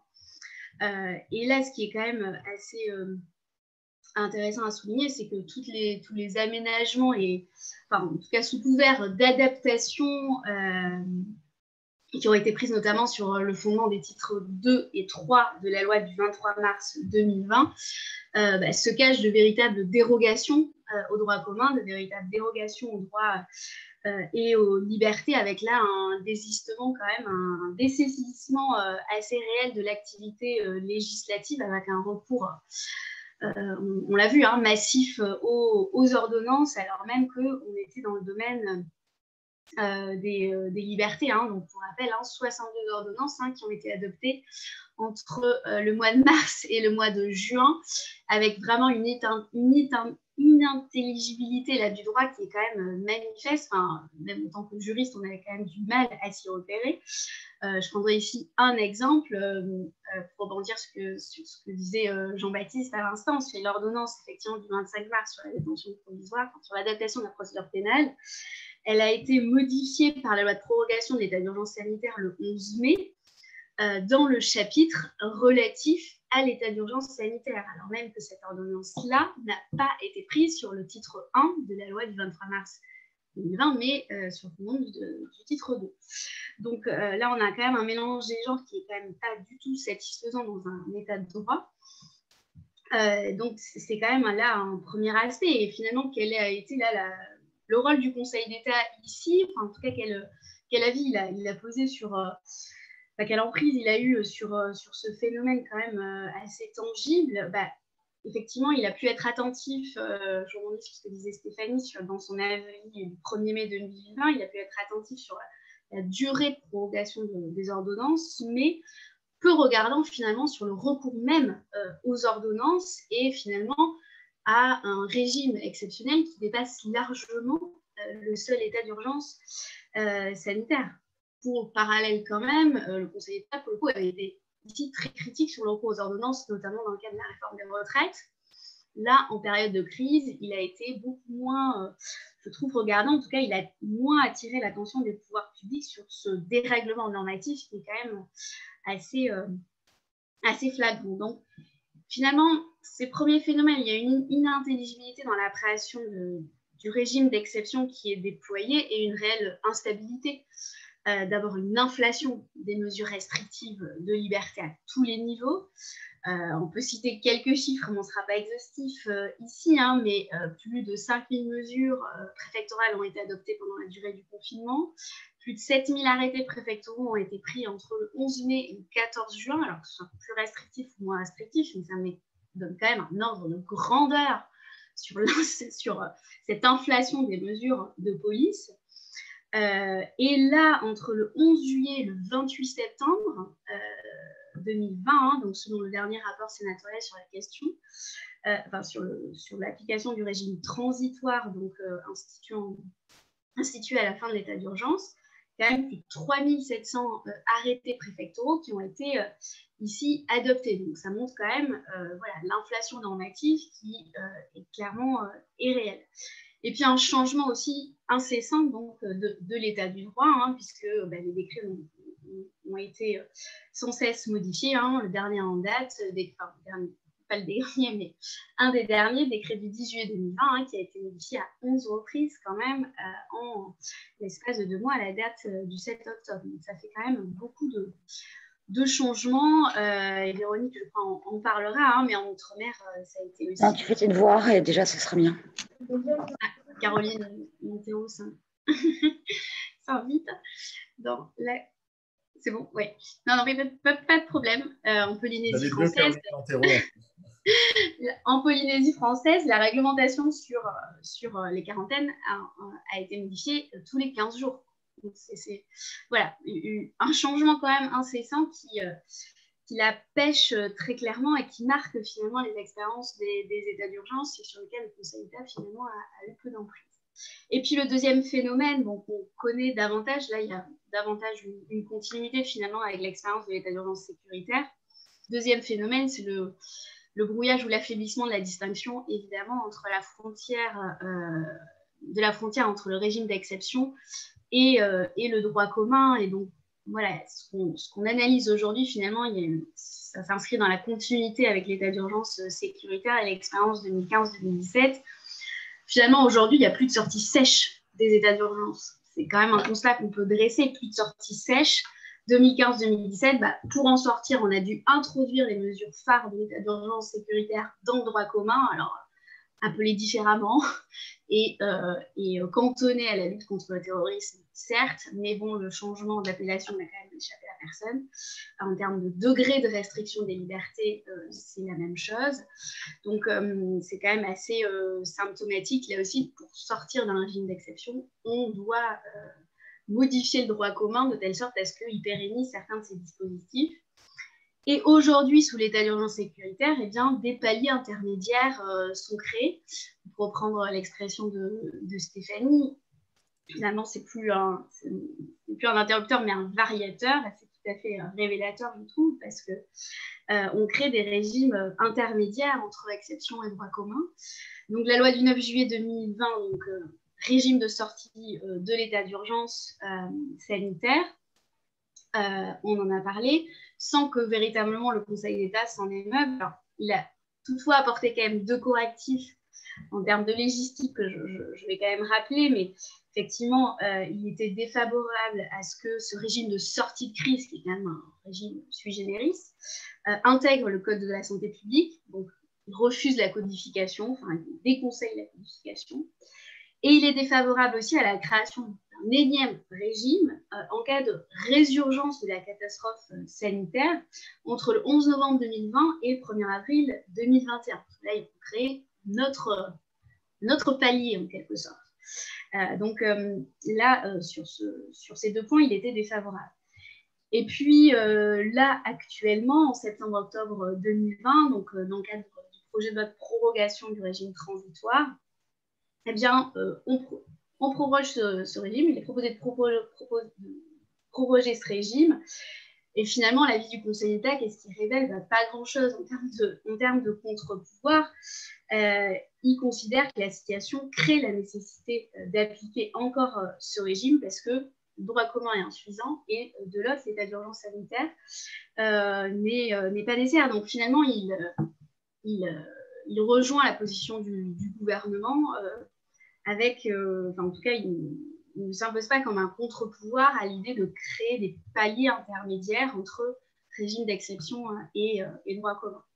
Et finalement, ce que révèle un peu cette séquence et cet éclairage sur l'inflation normative, la question, c'est est-ce qu'on va continuer finalement à faire face aux crises actuelles en adoptant principalement que des mesures de police restrictives de liberté. Je crois que c'est ce que montre aussi cette inflation normative, c'est l'absence corrélative de mesures, de services publics véritablement et des mesures plus structurelles qui sont pourtant essentielles à la mise en œuvre d'un droit créance dont on parle là de manière prégnante, c'est-à-dire le droit fondamental à la protection de la santé. C'est un droit créance, c'est un droit qui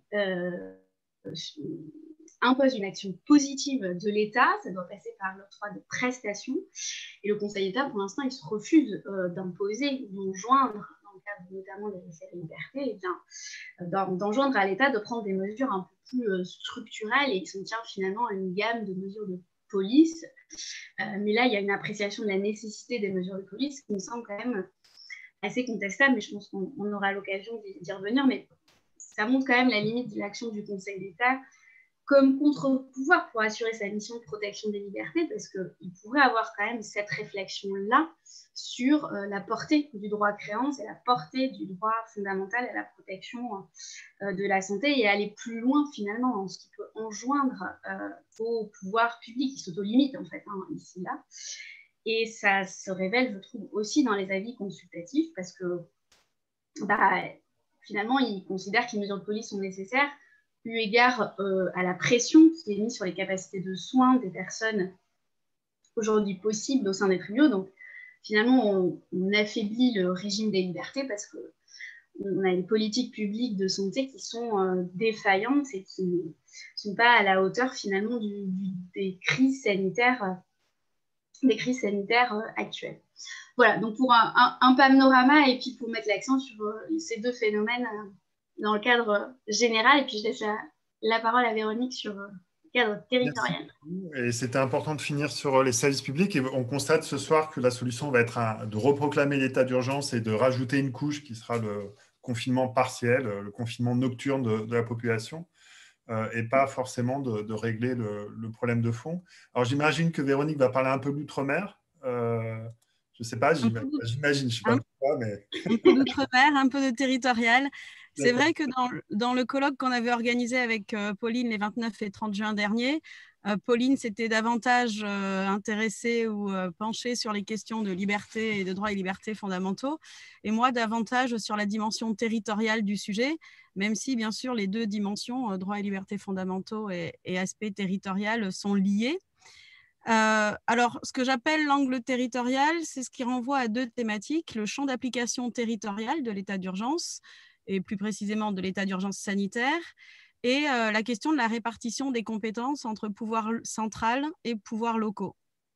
Alors évidemment, d'abord, ces thématiques soulèvent des questions institutionnelles, mais elles soulèvent aussi des questions relatives aux droits et libertés sur lesquelles le Conseil d'État a été amené à se prononcer ou sera amené à se prononcer.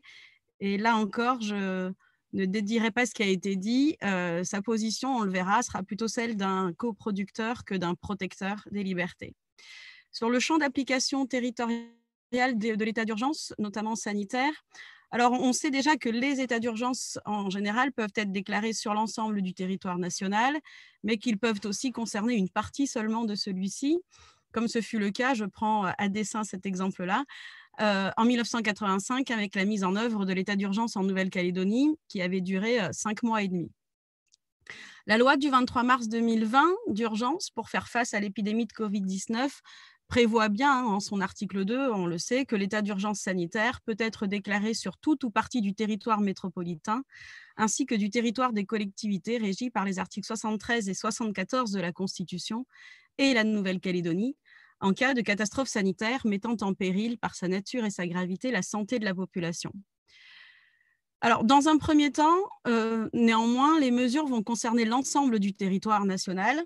Ainsi en est-il du confinement et du déconfinement, qui va concerner indifféremment de la situation sanitaire locale, aussi bien le territoire hexagonal que les Outre-mer. Et cette application indifférenciée aura des conséquences en Guyane, dans les Antilles ou encore à Mayotte, où pour beaucoup, on a confiné trop tôt et donc on a déconfiné trop tôt. Outre ces mesures qui vont concerner l'ensemble du territoire national, des mesures spécifiques sont prises pour l'outre-mer, justifiées, je cite une des normes ou une des règles qui a été prise, par la situation sanitaire propre au caractère insulaire de ces territoires et par la difficulté majeure à laquelle leur système sanitaire serait confronté en cas de propagation brutale du virus. Alors, j'aurais beaucoup à dire sur ces définitions ou sur ces justifications, mais dans le temps imparti, je passerai. Au titre des mesures spécifiques outre-mer, on peut citer l'interdiction qui a été faite aux navires de plus de 100 passagers de faire escale ou de mouiller dans les eaux intérieures et les eaux territoriales des départements et régions d'outre-mer, à Saint-Barthélemy, Saint-Martin, Saint-Pierre-et-Miquelon, Wallis et Futuna, à l'interdiction, pendant un temps, de déplacement par transport aérien entre le territoire continental de la France et les Outre-mer et la Corse, sauf s'ils sont fondés sur un motif impérieux d'ordre personnel ou familial. Alors, interdiction de déplacement par transport aérien entre la métropole et les Outre-mer, interdiction qui va par la suite être levée pour certains territoires, mais qui va rester en vigueur pour la Guyane, Mayotte, la Nouvelle-Calédonie, la Polynésie française et Wallis et Futuna. Puisque je parle de déplacement aérien, pour tous les Outre-mer, je reviens à l'ensemble des Outre-mer cette fois-ci, les déplacements aériens vont rester soumis à des mesures contraignantes et restent soumis, à l'heure où je vous parle, à des mesures contraignantes. On a connu la mise en quarantaine et le placement à l'isolement des personnes entrant dans les collectivités situées Outre-mer et persiste encore l'obligation de présenter le résultat d'un examen biologique de dépistage virologique réalisé moins de 72 heures avant le vol, ne concluant pas à une contamination par le Covid-19. À défaut de présentation de ce test négatif, l'embarquement est refusé. Et c'est une mesure particulièrement contraignante quand on sait que les laboratoires ne sont pas en mesure toujours de donner les résultats dans les 72 heures exigées. Donc, c'est assez problématique en termes d'effectivité. Alors, on le sait, la loi du 9 juillet 2020, qui organise la sortie de l'état d'urgence sanitaire, met fin à l'état d'urgence sanitaire, mais proroge le régime de l'état d'urgence sanitaire pour 2 territoires, les territoires de la Guyane et de Mayotte. Et alors qu'il était au départ prévu jusqu'au 30 octobre 2020, l'état d'urgence sanitaire en Guyane et à Mayotte sera finalement levé par un décret du 16 septembre 2020. donc avant le terme initialement prévu. Alors, malgré tout, je reviendrai tout à l'heure sur les mesures qui auront été prises suite à la levée de l'état d'urgence sanitaire. Donc, face à une menace qui touche différemment les parties du territoire de la République, c'est une approche territoriale qui sera vite adoptée dans cette gestion de la crise sanitaire, notamment à travers une cartographie zone verte, zone rouge, orange, écarlate. Toutes les couleurs sont passées. Alors, et cette application territoriale n'est pas sans soulever certaines interrogations quant à l'exercice des droits et libertés. De telles mesures, on peut se demander si ces mesures ne méconnaissent pas l'égalité des citoyens devant la loi au sens large. Est-ce qu'elles assurent sur l'ensemble du territoire de la République les garanties des libertés publiques? Je ne serai pas plus longue sur ce premier aspect. Le deuxième aspect, c'était la question de la répartition des compétences entre pouvoir central et pouvoirs locaux, déconcentration versus décentralisation. Alors, la question aurait pu ou peut se poser différemment s'agissant de l'état d'urgence sécuritaire, même si elle peut être sujet de discussion. Mais pour ce qui est de l'état d'urgence sanitaire, la question de la compétence est plus complexe. Ce n'est pas tant la dimension horizontale sur les rôles respectifs du gouvernement et du Parlement qui m'intéresse ici, que la dimension verticale et la répartition des compétences entre le pouvoir central et les pouvoirs locaux. Sans nuance et sans égard au statut des collectivités territoriales, la gestion de l'état d'urgence sanitaire a été ultra centralisée. Alors, rien d'étonnant peut-être pour qui est encore très empreint de l'esprit jacobin, mais il se trouve que sur certaines parties du territoire de la République, cette compétence n'appartient pas nécessairement à l'État. Ainsi, en est-il par exemple en Nouvelle-Calédonie et en Polynésie française, où la compétence en matière de santé a été transférée aux autorités locales. Alors, que penser du décret, des différentes mesures prises par le gouvernement qui déterminent non seulement les mesures applicables dans ces collectivités, en Nouvelle-Calédonie et en Polynésie française, mais qui attribue également des prérogatives spécifiques aux représentants de l'État sur ces territoires, dont le cadre légal de mise en œuvre sera précisé a posteriori par l'ordonnance du 22 avril 2020 adaptant l'état d'urgence sanitaire à la Nouvelle-Calédonie, à la Polynésie française et aux îles Wallis et Futuna. Est-ce que l'urgence ou est-ce que la situation sanitaire suffit à justifier à elle seule cette violation de la répartition des compétences? Alors, nous aurons peut-être des éléments de réponse très bientôt, alors j'insiste sur peut-être, parce que le Conseil constitutionnel a été saisi le 29 septembre dernier par le Conseil d'État d'une QPC relative à l'article L3841-2 du Code de la santé publique, à l'article 4 de la loi du 23 mars 2020, à l'article 1er de la loi du 11 mai 2020 et à l'article 5 de la loi du 9 juillet 2020. Les requérants soutiennent que ces dispositions méconnaissent le caractère irréversible de la répartition des compétences découlant de l'article 77 de la Constitution entre l'État et la Nouvelle-Calédonie, cette dernière étant compétente en matière de santé. Alors, je disais que nous aurons peut-être des éléments de réponse parce que je ne sais pas comment le Conseil constitutionnel répondra. J'espère qu'il ne répondra pas en bottant en touche et en considérant que les articles 76 et 77 de la Constitution n'institue pas un droit et une liberté que la Constitution garantit, ce qu'il a déjà eu l'occasion de faire pour d'autres articles de la Constitution. Ça, pour la répartition entre l'État et des collectivités territoriales particulières que sont la Nouvelle-Calédonie et la Polynésie française, mais plus largement, dans l'ensemble des collectivités de la République, dans cette gestion de la crise, rien n'a été anticipé sur l'articulation des pouvoirs et responsabilités entre autorités déconcentrées et autorités décentralisées, ou plutôt si l'articulation a été anticipée, le pouvoir central a court-circuité les pouvoirs locaux et les réactions suscitées par les mesures imposées à Marseille pourraient suffire à en attester. Existe donc la décentralisation alors qu'on aurait pu s'attendre à ce que cette crise permettre justement une prise des libertés locales et une responsabilité locale. C'est la déconcentration qui ressort renforcée de cette crise sanitaire et en première ligne, les préfets. Alors, je ne reviendrai pas sur les arrêtés préfectoraux qui ont déjà été cités, sur le port du masque obligatoire, Serge en a parlé. J'évoquerai uniquement les mesures prises par le préfet de la Guyane pour faire un petit écho à ce qui sera peut-être annoncé par le président tout à l'heure. Alors, mesures prises par le préfet de Guyane aussi bien pendant l'état d'urgence sanitaire jusqu'au 16 septembre que depuis. puisque la levée de l'état d'urgence sanitaire en Guyane n'a pas privé l'autorité de police administrative générale, qu'est le préfet, de prérogatives pour prendre des dispositions spéciales prévues par le Code de la santé publique lorsque l'évolution locale de la situation sanitaire met en péril la santé de la population. Alors, plusieurs mesures ont été prises, la fermeture des bars et des restaurants sur tout le territoire, un confinement ciblé des quartiers fortement touchés, la fermeture des frontières avec les voisins brésiliens et surinamiens et un couvre-feu. Alors, quelques minutes sur ce couvre-feu. Dès le départ, quasiment, la Guyane applique un couvre-feu localisé dont les modalités vont évoluer au fil des mois, vont être ajustées à l'évolution de la situation sanitaire. Dans un premier temps, imposé de 23h à 5h du matin, sa plage horaire va se durcir fin juin, où le couvre-feu sera en vigueur de 17h à 5h du matin en semaine, et le week-end dès le samedi 13h jusqu'au lundi matin, donc tout le dimanche inclus.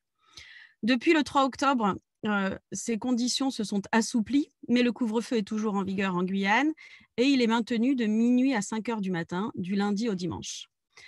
Alors, avec l'amélioration de la situation sanitaire, le maintien de cette mesure de couvre-feu semble assez sujette à caution, à mon sens. Est-elle toujours nécessaire? Est-elle toujours adaptée? Est-elle toujours proportionnelle? Puisque les chiffres en Guyane se sont améliorés. Alors, dans un premier temps, le tribunal administratif de Cayenne avait suspendu partiellement les mesures de couvre-feu pour 12 communes de la Guyane. C'était par une ordonnance du 27 mai 2020 sur un référé liberté porté par la Ligue des droits de l'homme. Mais quelques mois plus tard, saisi à nouveau, le tribunal administratif de Cayenne va valider les mesures strictes de couvre-feu avec les horaires les plus durs et les plus étendus que j'ai cités tout à l'heure, 17h, 5h du matin. Alors, cette mesure de couvre-feu est présentée comme efficace au regard du nombre d'hospitalisations, du nombre de cas, de la transmission du virus. Et la gestion guyanaise est en ce moment ou ces derniers jours montrée en exemple. À mon sens, la réserve doit être de mise. D'une part, sur la prétendue efficacité du couvre-feu, il faut quand même relativiser.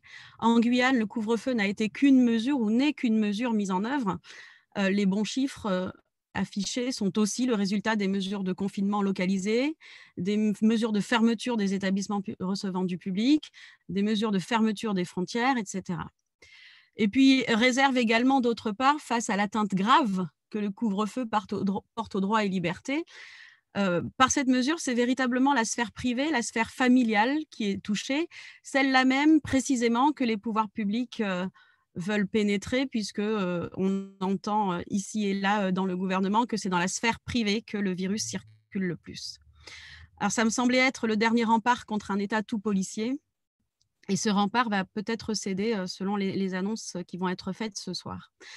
Alors voilà un peu sur ce. Alors je ne parlerai pas du rôle des collectivités territoriales de droit commun. On aurait pu penser que le département avait en matière d'action sociale et de santé un rôle à jouer.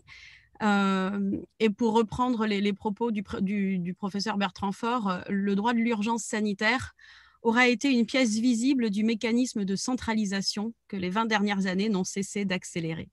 Alors, sur ces deux aspects territoriaux, champ d'application territoriale et répartition des compétences, pouvoir central, pouvoirs locaux, on aurait pu attendre un rôle particulier du Conseil d'État. Alors, pour le moment, il s'est plutôt comporté comme un coproducteur que comme un contre-pouvoir. Mais des recours sont en cours et peut-être que sa position va évoluer vers une plus grande protection des libertés. Je formule ce vœu en terminant mon propos. Et des libertés des collectivités, ce qui n'a pas été vrai. Et des libertés locales, exactement. Merci beaucoup. On a commencé par le couvre-feu, on finit par le couvre-feu, qui effectivement, alors, ça, en Guyane, ça a provoqué des effets, mais de manière complémentaire avec fermeture des frontières et tout le reste. Donc, il faut voir le degré d'atteinte aux libertés possibles. Alors, normalement, on finit bientôt. J'aimerais bien ouvrir le débat. Je crois que Stéphanie voudrait peut-être reprendre la parole. Stéphanie Hennette, je dois préciser. Et puis peut-être que d'autres participants souhaitent reprendre la parole, je ne sais pas, il ne faut pas hésiter. Je crois que Paul, il veut absolument se coucher à 19h, 18h30, 19h? Non. Non. Non, Alors, plus sérieusement, on doit manger avant que le président prenne la parole. Et donc, Stéphanie, tu voulais reprendre la parole et puis n'hésitez pas à vous manifester si vous souhaitez intervenir. Ouais, merci beaucoup Serge. Je voulais reprendre la parole très brièvement, mais d'abord pour remercier tout le monde parce que j'ai vraiment trouvé ça très très passionnant. Et puis je suis vraiment contente de voir que, enfin contente, je trouve ça stimulant de voir que visiblement cette espèce de prisme d'analyse Conseil d'État protecteur ou producteur, enfin protecteur des libertés ou producteur de l'état d'urgence, contre-pouvoir ou coproducteur, ben, tout le monde s'en est emparé. Et moi, je trouve que c'est assez stimulant par rapport à plein d'exemples que les uns et les autres ont choisi de mettre en avant. Et donc, ben, j'en suis très ravie. Je voulais juste relater aussi une petite anecdote dans le cadre des travaux qu'on a menés au CREDOF sur l'état d'urgence. On avait organisé une journée d'études, de discussion de l'état d'avancement de notre recherche sur l'état d'urgence terroriste à l'Université Paris-Nanterre. Je crois que c'était en avril 2018. Et on avait invité, parmi d'autres, un représentant du Conseil d'État. Le Conseil d'État nous avait envoyé Christian Vigouroux. Et je me rappelle que, parce qu'il avait fait en sorte que son intervention soit marquante sur ce point, qu'il s'était dit extrêmement courroucé par une expression, en l'occurrence, que j'avais employée, moi, dans mon papier sur la fabrique législative de l'état d'urgence, mais qui était vraiment à l'unisson avec la tonalité du rapport de recherche du CREDOF. L'expression en question, c'était, enfin, j'avais dit que le Conseil d'État semblait avoir perdu ou mis de côté toute culture des libertés. Et il avait dit qu'il était extrêmement mécontent, extrêmement heurté. Et il a même dit qu'il avait failli ne pas venir à cause de cette phrase. Bon, peut-être était-elle maladroite, le débat n'est pas là, mais ce que je trouve très frappant, c'est qu'à vous avoir tous entendu, je trouve que tout ce qui s'est passé depuis 2 ans, donc cette réaction de Christian Vigouroux, c'était en avril 2018, donc nous sommes en octobre 2020, et au regard de tout ce que vous avez développé les uns et les autres, je pense que la question, en tout cas, mérite véritablement d'être posée, et j'espère qu'on aura l'occasion de se revoir dans le cadre des prochaines séances de séminaires alternatifs pour continuer à l'éprouver. En tout cas, merci à tous.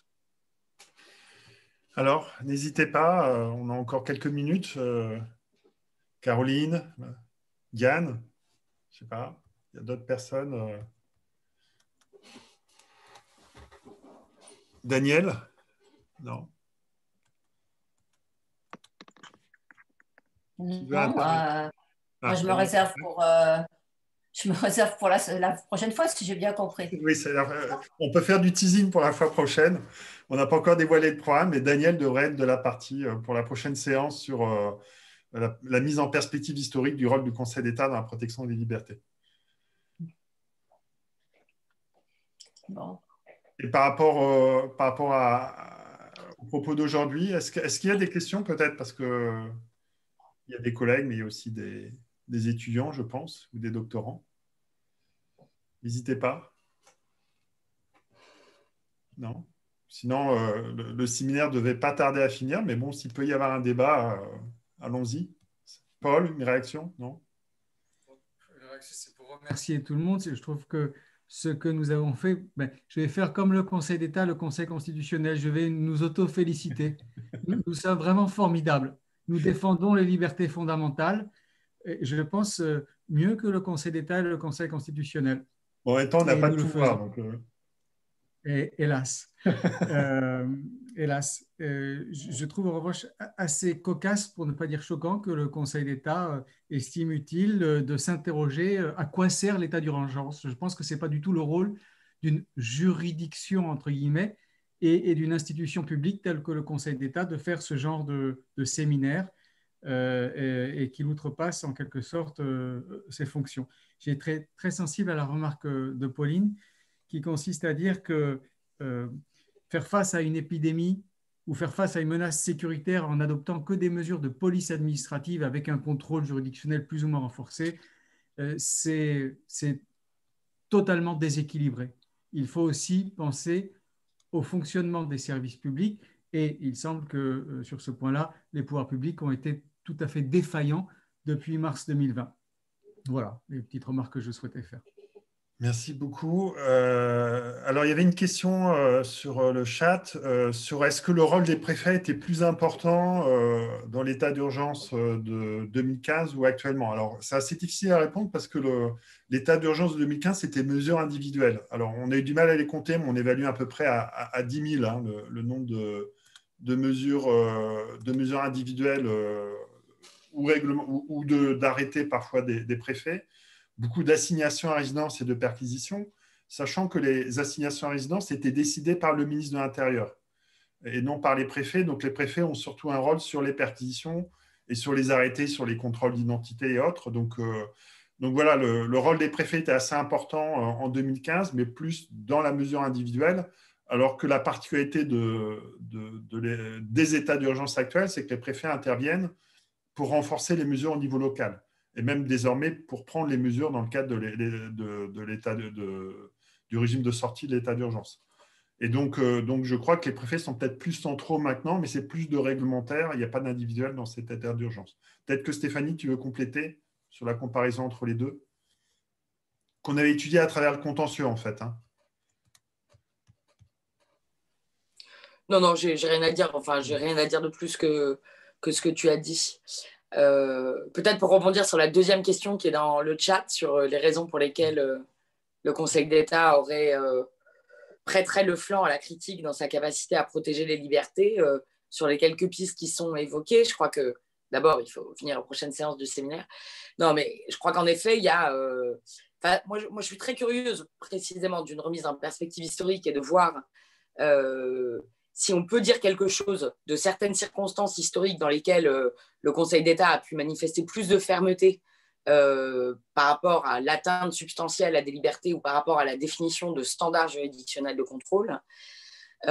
Mais je pense que il y a en fait, c'est vraiment multifactoriel et on pourrait probablement s'intéresser de manière très fine à possiblement certaines transformations de la sociologie professionnelle du Conseil d'État, de la généralisation de passerelles entre le public et le privé, de l'impact de long et moyen terme sur un certain nombre de choses qu'on appelait peut-être parfois de manière un peu ringarde l'esprit de corps ou le sens de l'État, mais qui en fait avait pour point commun d'être aussi un sens d'un certain nombre de valeurs publiques et dont il n'est pas complètement exclu que voilà, à la faveur de la transformation de l'institution, ça s'érode aussi.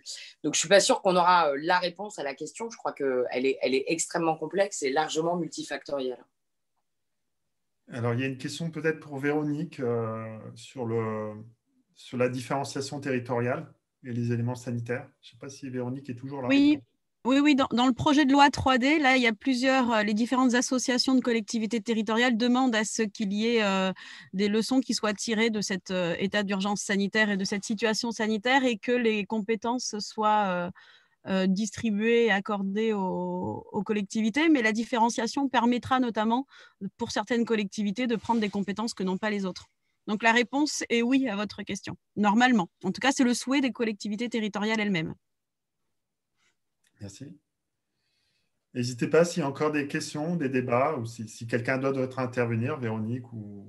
Moi, j'avais une question pour les spécialistes que vous êtes, puisque je n'ai pas suivi. Est-ce qu'à l'étranger, dans d'autres pays, les juges ont été plus protecteurs des libertés face aux mesures prises dans cette situation sanitaire? Pas forcément, mais en même temps, il n'y a peut-être pas non plus autant de mesures, une telle intervention... Je ne sais pas, en France, il y a tout de même beaucoup d'interventions de l'État dans cette crise sanitaire et puis un cumul de mesures dans le temps, quoi. Mais je ne sais pas s'ils ont été beaucoup plus protecteurs. Si on regarde la Grande-Bretagne, je ne suis pas sûr qu'il y ait plus de censure. L'Italie, l'Espagne, il y a quelqu'un qui nous dit que le confinement a été jugé contraire à la Constitution à Madrid. Oui, c'est vrai. Donc, je ne sais pas si tu es là, Diane, si tu veux prendre la parole en direct de... Non. Bon. Oui, je suis là, mais enfin, j'ai rien de plus particulier à dire. Je n'ai pas lu l'arrêt en question, donc je me garderai bien de le commenter. D'accord. Et en Belgique, c'est beaucoup mieux? En Belgique, écoute, il y a eu des couvre-feux locaux là, qui viennent d'être instaurés dans certaines provinces. Donc, le juge de la légalité des actes administratifs, c'est aussi un conseil d'État. Il va peut-être être saisi et on verra. Et je crois que Marie-Laure lève la main, à moins que Marie-Laure Bazinien. Ouais, je lève la main pour ne pas répondre à la question, mais pour donner des pistes de réponse. J'ai été amenée à entendre Joëlle Grogan, qui fait partie du programme Reconnect, et elle a élaboré avec des collègues un dossier sur les états d'urgence sanitaire dans 193 pays. Comment avait été géré le Covid, et une analyse en fait des limitations des libertés et le rôle du juge. Alors j'ai ce document dans mon ordinateur que je n'ai pas lu et je pourrais vous le partager si vous le souhaitez. Merci beaucoup Marie-Laure. Est-ce qu'il y aura d'autres questions, d'autres interrogations?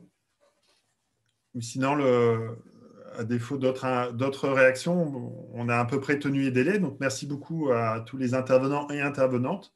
Vraiment pour le caractère intéressant et interactif des interventions. Et puis pour les délais, c'est un vrai défi de faire des interventions en si peu de temps, aussi riches. Merci de votre réactivité. C'est des choses qu'on a organisées, vous avez compris. Mais ça nous paraît important, comme on l'avait déjà fait dans le séminaire. On a déjà fait sur Zoom un colloque, comme vous le savez, avec déjà Olga, Frédéric Rollin, etc. Xavier Dupré notamment, qui sera des nôtres, Xavier Dupré, dans une future séance. Et donc l'idée est de continuer à discuter du rôle du Conseil d'État en termes de protection des libertés. Donc vous avez compris, dans la prochaine séance, il y aura notamment Daniel Lechac, et ceux qui étaient à Clermont-Ferrand il y a quelques années pour le colloque de l'AFDA se rappellent de la controverse entre Daniel Lechac et Jean-Marc Sauvé. Donc, et puis voilà, on souhaite aussi être ouvert, c'est assez important. Si vous avez des propositions d'intervention à faire, je pense notamment aux plus jeunes.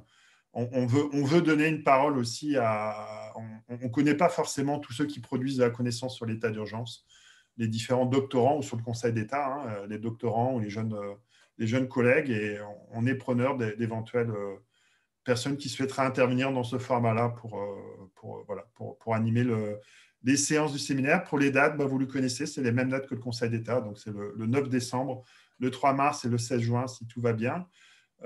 Et donc, on vous donne rendez-vous. Peut-être que Stéphanie, tu veux rajouter, ou Paul. Alors, Olga, elle doit être toujours dans le train. Ou sinon, on vous dit à bientôt. Rien à ajouter. Merci beaucoup. Merci beaucoup, en tout cas. Merci de votre présence. Et à bientôt à tous. Au revoir. Au revoir, merci.